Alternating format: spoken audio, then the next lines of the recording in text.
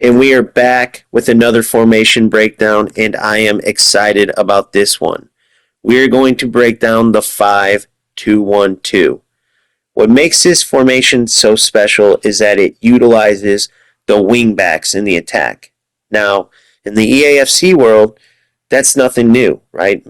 Most formations utilize at least one wingback in the attack, and the other one, even if it's a setting as a more defensive wingback, you can trigger them manually going forward. But in the 5-2-1-2, with UFL, it's different because most formations in UFL, the defenders are better set to the most defensive settings, not joining the attack.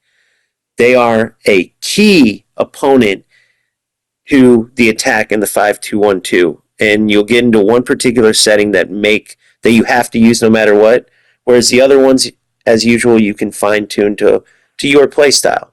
So before we get into that, I wanted to quickly point out these breakdowns are pretty good usually, but please do not read the 3 bars of attack for these 5-backs. You see both with the 5-2-3, which is my main formation. You've seen many videos.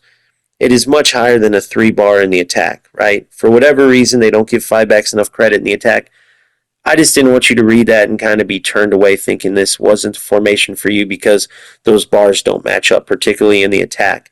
They absolutely have attacking potency. In the 5-2-3, it's much of what meets the meta right now because you're utilizing your wingers, that long switches there from side to side.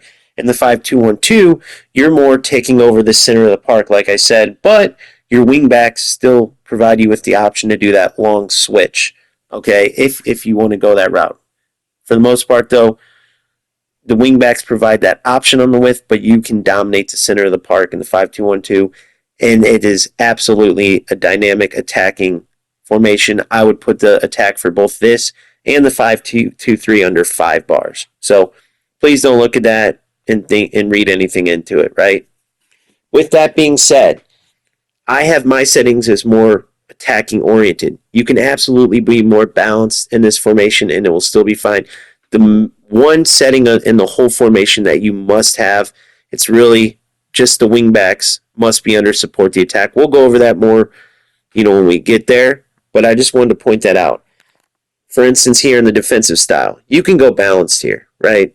I have pressure after possession loss because in the 5-2-3, it's more for me as a balanced setup. I want to throw a little bit different tempo at my opponent when I switch, so I want there to be more pressure on them, so I went with pressure after possession loss. You might not want your team to kind of lose the shape it does when under this pressure setting. So you could go balance or even just pressure on every touch. Any of those will work out. But for this setting and in many others, that's why you'll see more of an attacking pressure-oriented system because that's how I want to utilize it.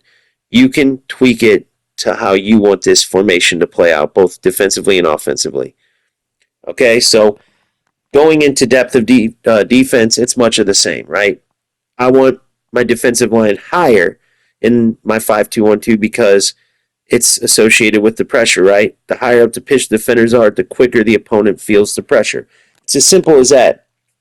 So I want the high defensive line. You can get away with any number of settings on this. There's like 3 balance bars. You could go with any one. Just tweak it to your liking, to what fits your play style and what you want to see on defense, okay? As far as your wingbacks, having a high line, I will say this, it does help them out as far as their recovery time because when your defensive line is pushed further up, right, they have less ground to cover to meet back with the defense. On a higher line, your defense is going to hold their ground, higher up the pitch. So if your wingbacks, for instance, are in the attack, you lose the ball, they have to recover and get back in their defensive shape. Being higher up the pitch, allows them less ground to have to get back and get into position. So it does help with that too. However, the main reason I have a higher line is just because I want this more of a pressure-oriented system with the way I'm utilizing it. Going to width of defense, I went wider. Again, you can tweak this to your liking, but for me, at least until the patch, because I have so much cover in the center of the park in these 5-backs and have 3 center backs, particularly in this formation, I went wider for 2 reasons. One, they can quickly close down the wingers, right, on that L1 triangle switch. 2, they're closer to the position I want them in the attack, right? Because I have 3 center backs and can afford to have them wider on defense, now when I win the ball, they're closer to where I want them to be as an outlet, as a passing option. So that's a secondary reason why I went wider on the defense. You can easily, put this more narrow and be fine. Okay, that's just how I'm using it right now is wide. Going into the attack, right? I always say this. Attacking style, fast attack or long ball are my favorite. They're the most attacking options you can have. I don't see much of a difference between the two. I usually use one or the other. You can utilize them here too. However, for me, this is the one formation where I'm going possession. Simply because I want to utilize the short passes in the middle of the park and then have my wingbacks as, providing width as a width option. I could either do the long switch to the opposite side of the field or just a short ground pass to just alleviate pressure. But I went with possession in this 5-2-1-2 just because I want to have my players receiving the ball on the ground. Then I can trigger them going forward, right? I don't necessarily want them running away, especially when I win it on the defensive side. I may switch this to long ball and fast attack, but for now, possession's working great with how I am using the formation. If fast attack or long ball work better for you, go for it. It will be fine. It won't, make or break this formation. It will actually help you to have it set more towards the play style that you're using. Okay? Now, players in the box. You see in all my videos, I have this as 6. It's simply because, for now, the different runs in kind of set plays, if you will, that I do centered around Holland, 6 is a great number. It works for the plays I use. You can tweak that number, players in the box, to anything you want, right? Width of attack, I went wider, just like I said with the defense width of attack. I want our width of defense in the attack. I want them, my wingbacks, wide to make the defense have to push further out to cover them, right? The further they have to go, the longer it takes for them to get there, and the bigger the holes are in their defense. That's why I went with a wide, width of attack for my wingbacks, particularly for my wingbacks, I should say. You can utilize a more narrow width in your attack, right? And your wingbacks will still be a wide option, okay? That's just what I went with, is the wide setting. Don't think you have to do that, though. If you want your wingbacks closer to the center, you can go more narrow. That's mainly who we're referring to, though, in these narrow formations under width of attack is your wingbacks. Going to duties now. Goalkeeper always passive and balanced, as I say every time. I don't want him just errantly running out and my goalkeeper giving up goals he shouldn't have. So I keep him under passive balance, right? The wingbacks, here's where we get into the most important setting. Attacking with close to the sideline. That goes with the width of attack being wide. I want them wider. I want the defense to have to get way out of shape to go cover them, right? I want them to have space to operate. Attack support. Support the attack. Utilize this 100%. If you hold your position, that dynamic option is gone. You will not have a width in this formation. You'll have to strictly work it up the center. So support the attack is the way to go. The other one, attacking runs, why I don't choose that is because if you put your wingbacks on attacking runs, they're literally just like wingers. They turn into strictly like attacking players, barely, if at all, getting back. You support the attack because they're far enough up the pitch to provide an attacking option while still being in a position where they can recover, okay, and still help you on defense. If you go attacking runs, you might as well just play a 3-back at that point. So, close to the sideline to provide width, more space for your defense to have to go mark them, more time for them to work.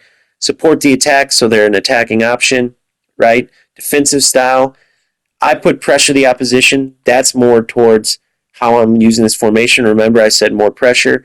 You can just go hold your position on that one as well.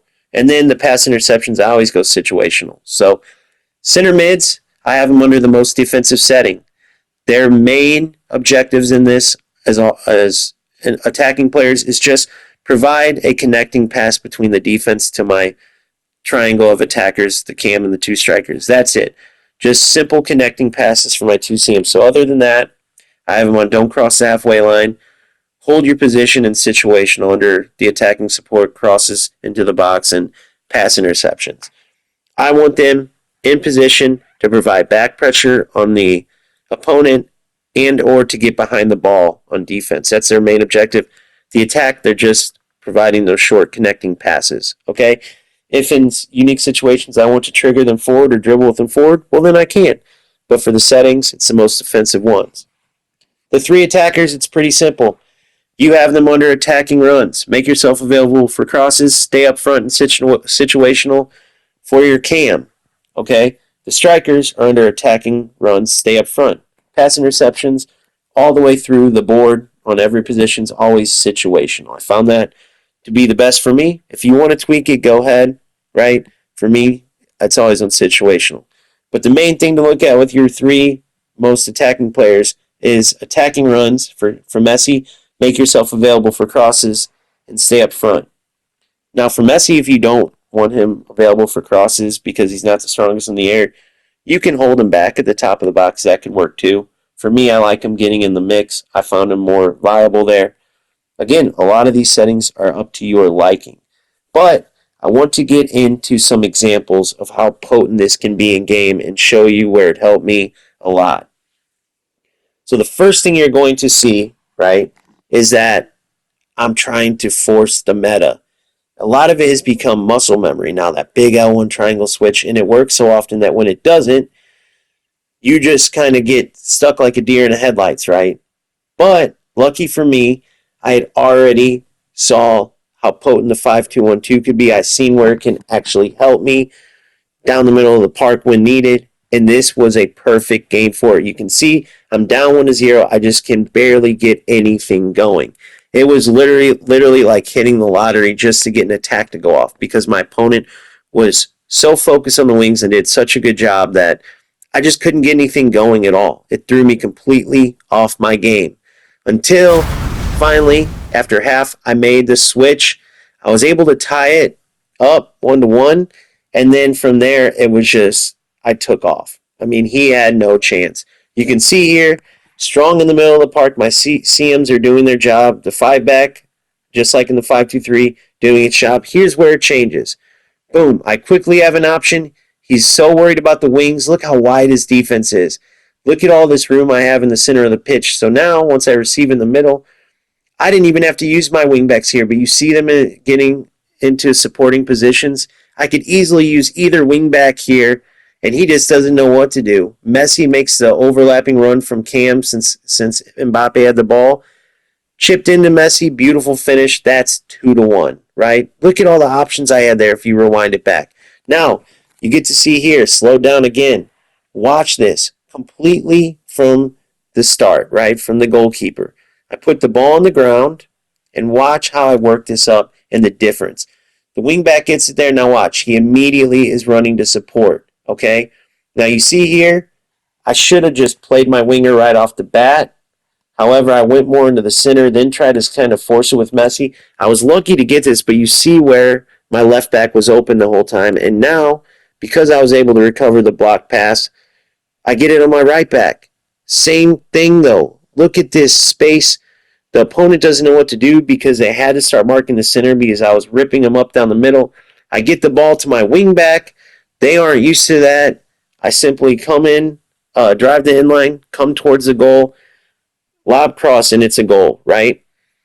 The dynamic offense in the 5-2-1-2 is at the peak of options as far as any formation goes. It is so dynamic because opponents, for one, with this meta, are so used to just the wings and trying to mark out the wings and trying to mark out that finesse shot angle, right? Having those wingbacks as an option as well as utilizing the center of the pitch, two things the opponent's not going to be used to because most players don't utilize that, right? So you will find great success. Now, for me, I haven't fully went away from my 5-2-3. It's one of those slow transitions just because the 5-2-3 works a vast majority of the time. It's one of those things, if it's not broken, don't fix it. But as we approach this patch, especially, and the ability to work the ball up from your keeper all the way into your strikers, and then having that width option with your wingbacks, give this formation a try. I guarantee you will love it. Have a good one.